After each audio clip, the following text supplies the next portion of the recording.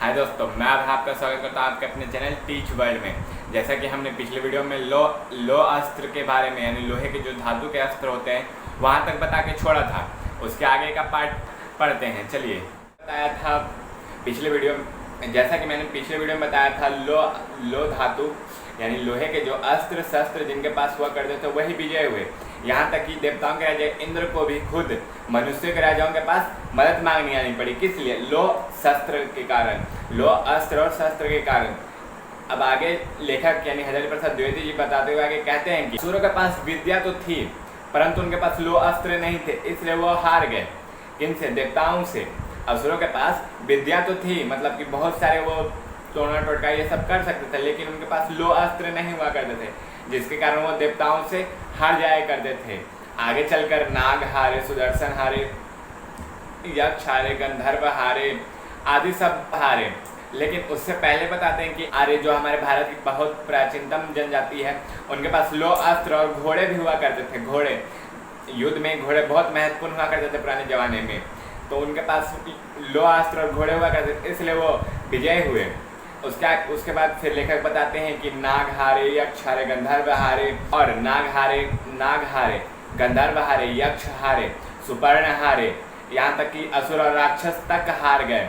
उसके बाद फिर इतिहास आगे बढ़ा, यही हार का सिलसिला चलते रहा और इतिहास आगे बढ़ते रहा। अब मनुष्य बम, बंदूक, गोली आदि पर निर्भर होने लगा। धीरे धीरे उसने एटम बम जैसे अस्त्रों का प्रयोग करने लगा। वो उस पर निर्भर होने लगा, उस पर विश्वास करने लगा। ये एटम बम तो आपको पता ही है, लेखक बोलते हैं एटम बम तो आपको पता ही है कि विश्व युद्धों का कारण बना था। विश्व युद्ध में प्रयोग किए गए उसके विन्यास का आज तक प्रमाण जापान में मिलता है। अब लेखक फिर बोलते हैं कि इतिहास आगे बढ़ा और अब मनुष्य ने इतना अस्त्र शस्त्र अपना डेवलप कर लिया, यानी कि उसको बना लिया है कि उन्होंने कीचड़ भरे घाट तक मनुष्य जाति सभ्यता को घसीट दिया है। परंतु फिर भी प्रकृति मनुष्य को याद दिला रही है कि नाखून अभी तुम्हारे पास है, तुम्हारे भीतर वाले अस्त्र शस्त्र से वो हमें वंचित नहीं कर रही है। यानी कि हमारे भीतर वाले जो नाखून हैं, अस्त्र शस्त्र, उनसे बचाया नहीं जा सकता है। वह हमारे पुराने लाखों करोड़ों वर्ष पहले वो हमारे लिए अस्त्र शस्त्र हुआ करते थे, वो बहुत ज़्यादा महत्वपूर्ण हुआ करते थे। ये लेखक बोलते हैं कि प्रकृति हमें ये भी याद दिलाती है कि हम वही नखदंता वाली हैं जो पशुओं के समान एक ही सतह पे पशुओं के साथ चरते थे, उनके साथ रहते थे। परंतु आज हम इतने विकसित हो चुके हैं कि पशु कहाँ हैं और हम कहाँ पहुँच चुके हैं।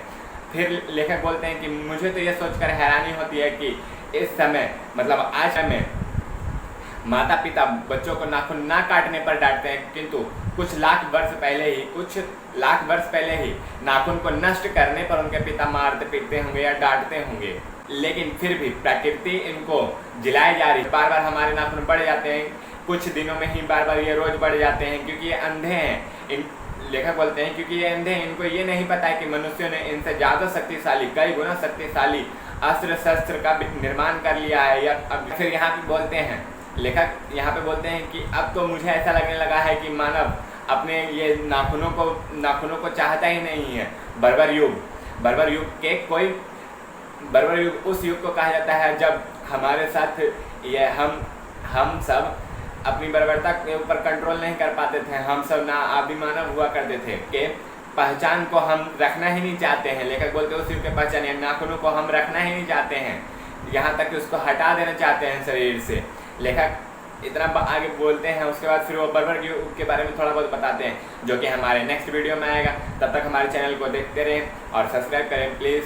Telegram I D teach world पे विजिट करें, जिसका लिंक मैंने डिस्क्रिप्शन बॉक्स में डाल रखा है। Instagram I D teach world पे भी विजिट करें और हमारे फेसबुक पेज टीच वर्ल्ड को लाइक करना ना भूलें, जिसका लिंक मैंने प्रोवाइड कर रखा है हमारे डिस्क्रिप्शन बॉक्स में। Thank you.